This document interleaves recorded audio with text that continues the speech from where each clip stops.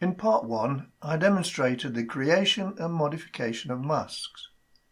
In this part, I want to take a look at the control point context menu and describe how the various options affect a mask's control points. I also want to demonstrate the various blend modes and show how these can be applied to masks to create simple graphics. I'll be demonstrating how a mask can be superimposed onto a media event and used to color grade a still from that media event.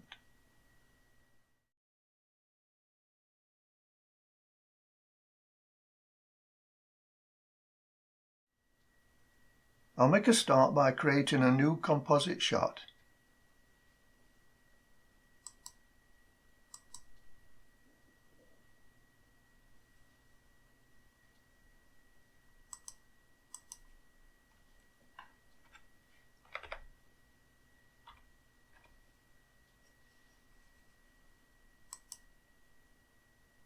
I now want the composite shot to contain a plane layer.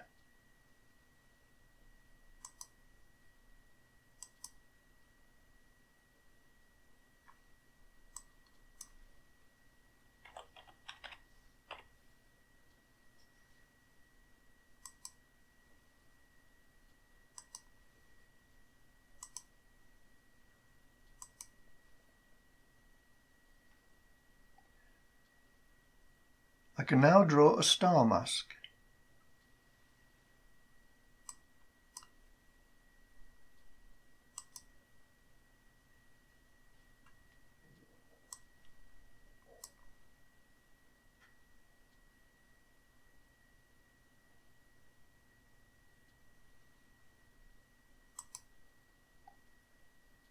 Selecting the selection tool will expose the star's bounding box with its 8 control points. To edit the star's control points, I now need to select the freehand mask tool. This exposes the star's 10 control points. As I described in part 1, these control points can be moved either individually or in a group. If you right-click on any control point, a context menu appears. I want to go through these options one at a time. I'll deal with the self-evident options first. The linear option, because it's checked, confirms that the interpolation mode of the control point is linear. The segments emanating from the control point are straight. The other checked option, closed, simply means that the mask has been closed. It has no gaps. If the option isn't checked, the mask is still open. The remove option simply means that the selected control point will be deleted.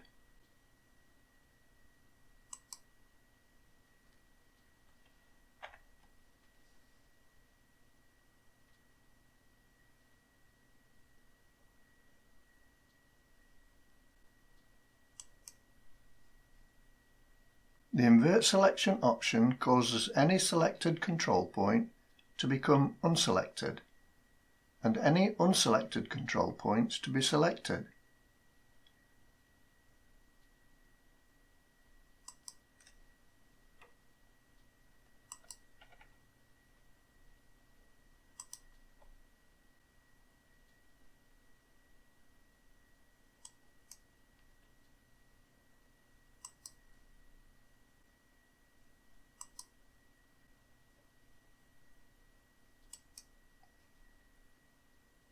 Select All will unsurprisingly select all the mask control points.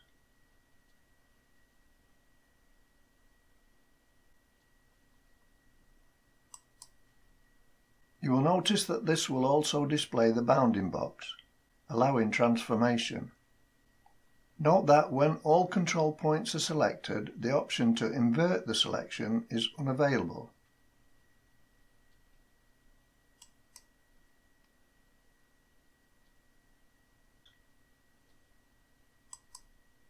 All control points can also be selected by lassoing around the mask with the mouse. The reset option, when used on a control point that has been moved, will reset that control point to its default predefined relative position.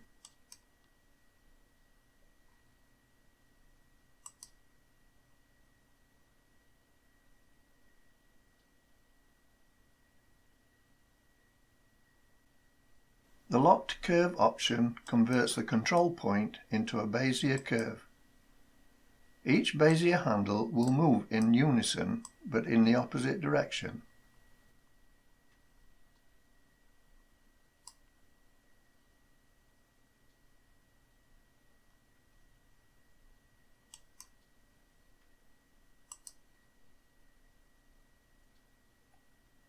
I described Bezier curves in detail in episode 8.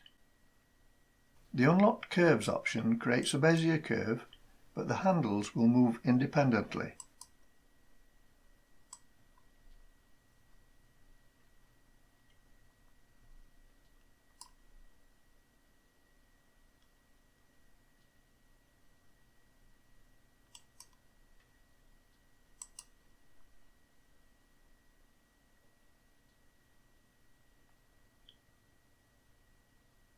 To convert all control points to Bezier curves, select them all, right-click on one of them, and select either Locked Curves or Unlocked Curves.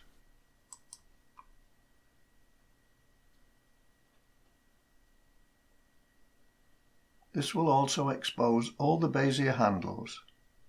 As described in episode 8, the Bezier handles can be extended or shortened to create the desired curve.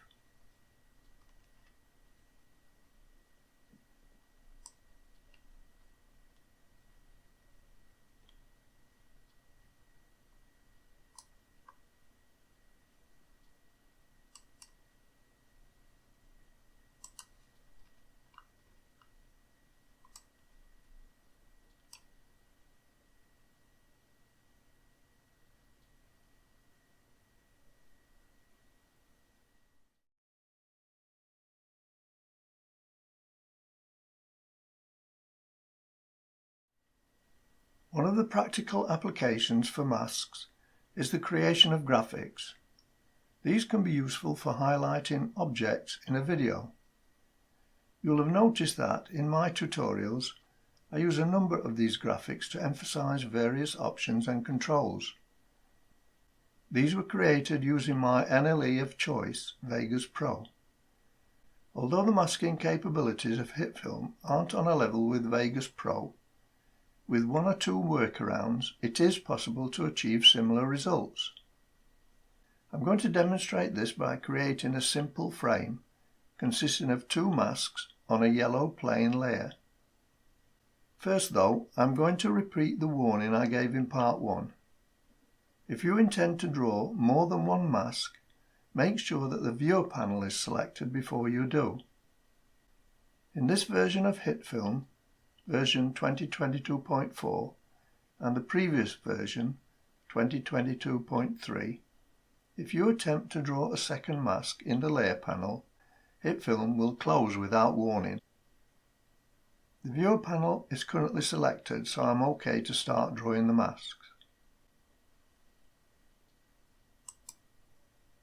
With the yellow plain layer selected, I'll start by drawing a square mask.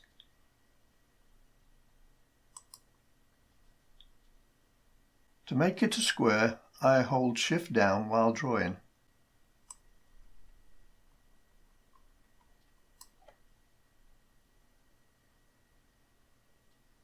This creates an entry under the Masks section. I'll rename this Outer.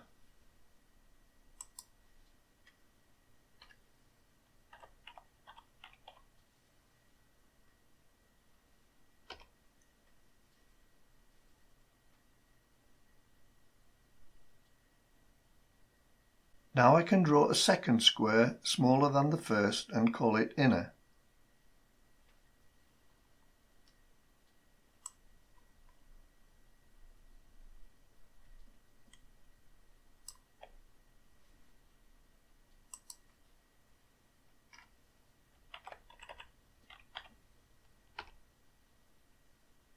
With the Inner Mask entry selected, I'll select the Selection tool.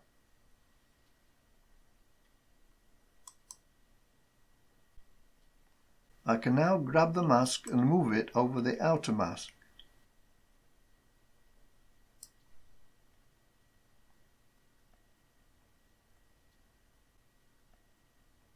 To complete the graphic, I'll select the drop-down list for the inner mask entry and select Subtract.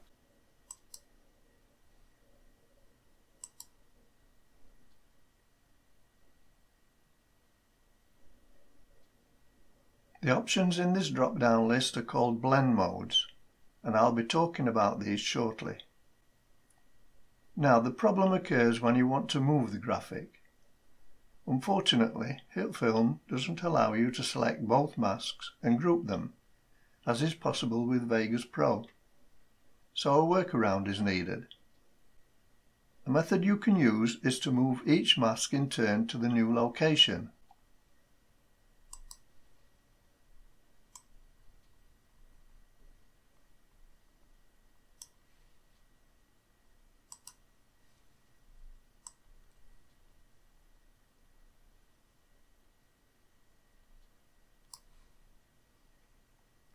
This can become a little cumbersome if the graphic is made up of a number of masks.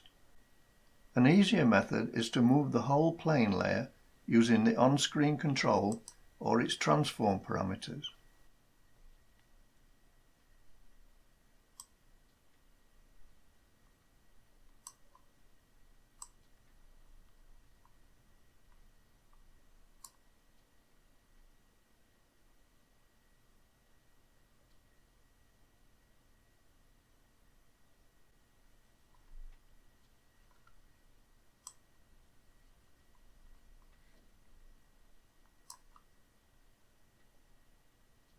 Of course, the task is made so much easier if the graphic is solid.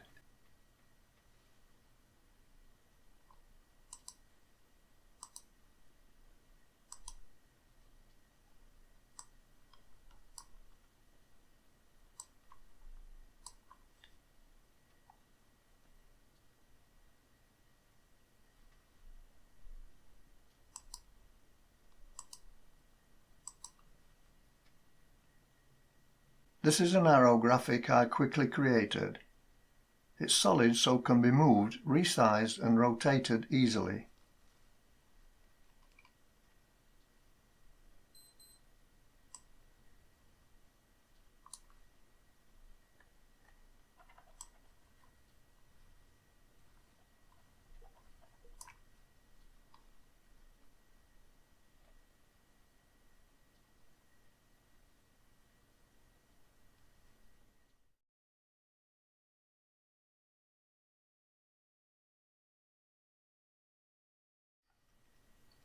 In this composite shot, I have a plane layer and an image. To demonstrate how masks interact with each other, I've created a square mask and a star mask. By default, the masks are positive, so everything outside them is transparent, showing the image on the track below.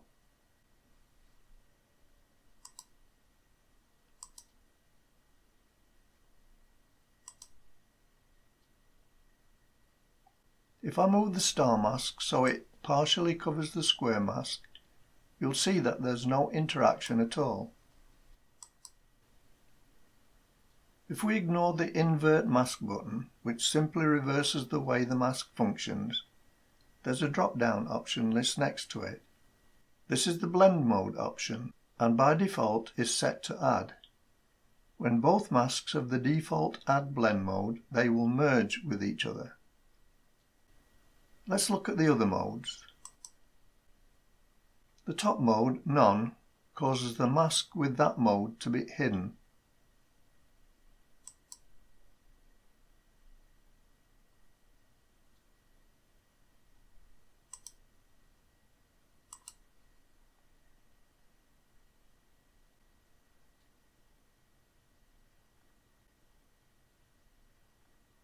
The intersect mode, when applied to the bottom mask, will cause both masks to be hidden, except where the masks intersect.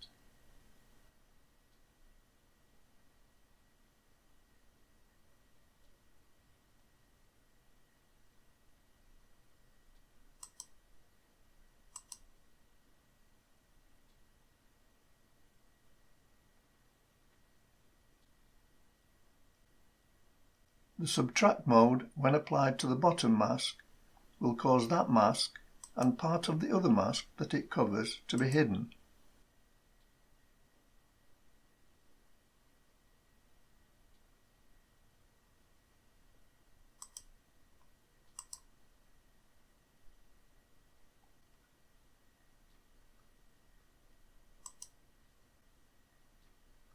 The replace mode, when applied to a particular mask, will cause any mask above it in the mask entry list to be hidden.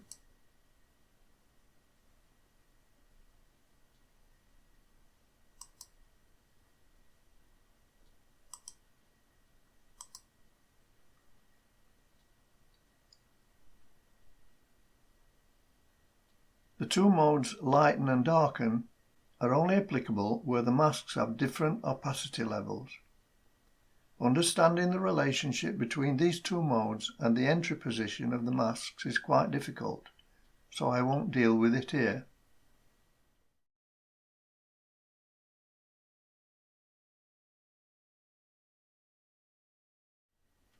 The primary function for a mask is to mask out a portion of an event.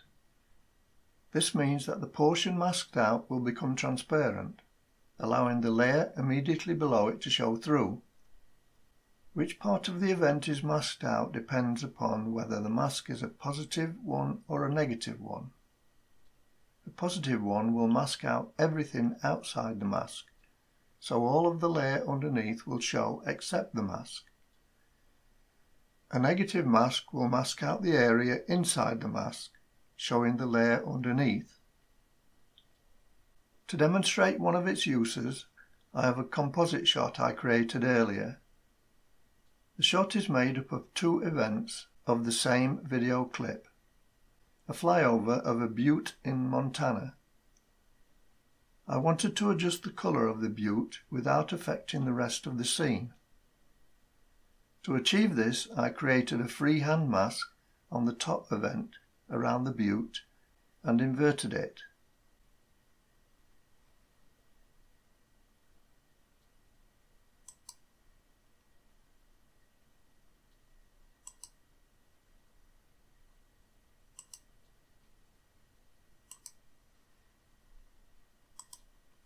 This shows the mask control points.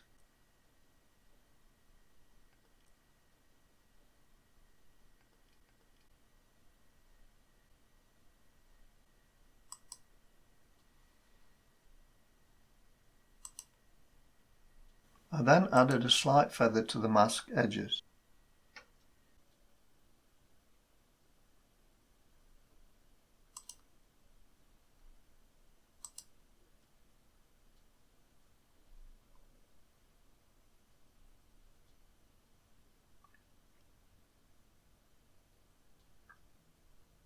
To adjust the colour, I added a gamma effect to the lower event and adjusted the three values to give a nice vibrant colour.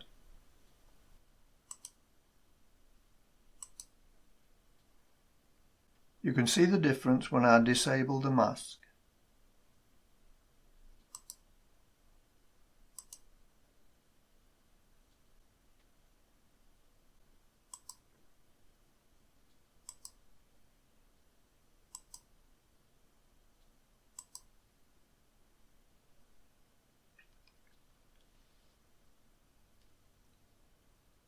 Masks can be used in many ways to create effects or enhance video.